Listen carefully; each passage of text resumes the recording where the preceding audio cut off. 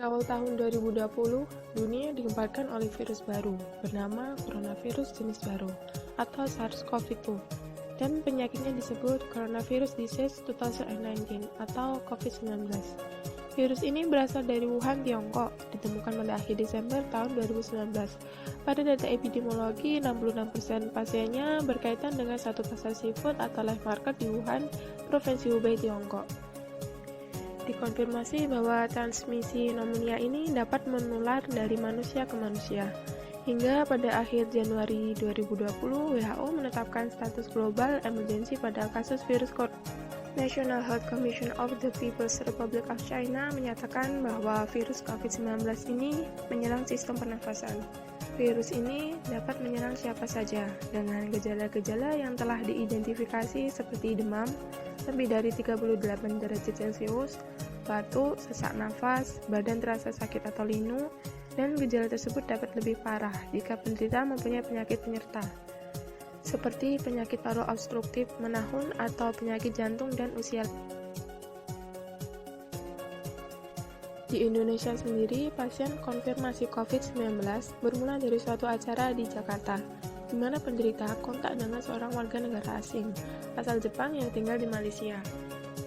Setelah pertemuan tersebut, penderita mengeluhkan demam, batuk, dan sesak nafas.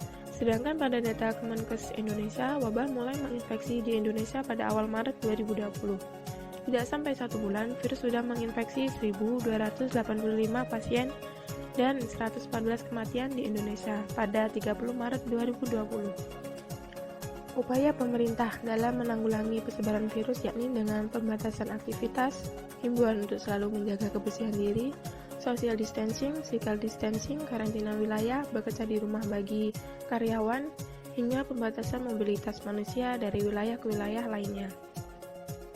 Upaya yang bisa kita lakukan dalam pencegahan COVID-19 yakni dengan meningkatkan daya tahan tubuh melalui asupan makanan sehat, memperbanyak cuci tangan, menggunakan masker bila berada di daerah beresiko atau padat, melakukan olahraga, istirahat cukup, serta makan makanan yang dimasak hingga matang.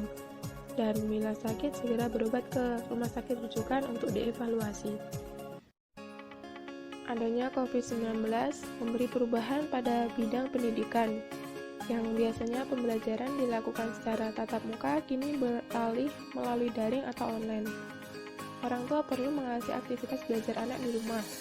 Berikut beberapa tips yang bisa dilakukan orang tua saat mendampingi anak belajar di rumah.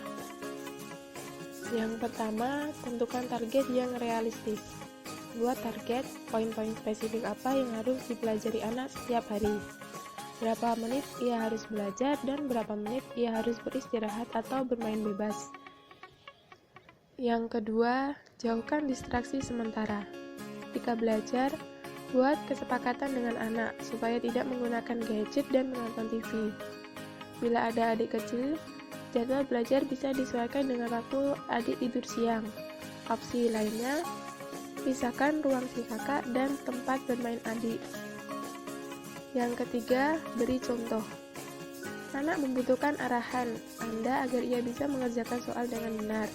Jika sering melakukan kesalahan, coba berikan contoh hingga ia bisa memahami cara yang benar.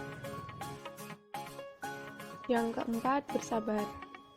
Ada kalanya orang tua menjadi uring-uringan ketika anak tidak dapat mengerjakan tugas seperti yang telah diajari. Ketika anak dibentak, ia bisa saja mengasosiasikan pengalaman belajar jadi tidak menyenangkan.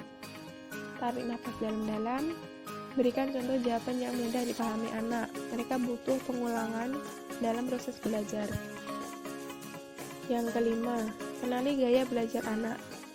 Pahami gaya belajar seperti apa yang paling sesuai dengan anak Anda.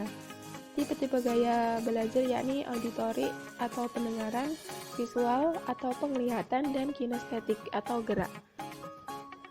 Mengenali gaya belajar anak lebih memudahkan Anda memilih metode yang sesuai dalam membantu anak belajar.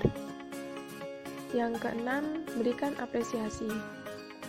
Memberikan penghargaan berupa pujian yang spesifik atas setiap pencapaian anak Anda.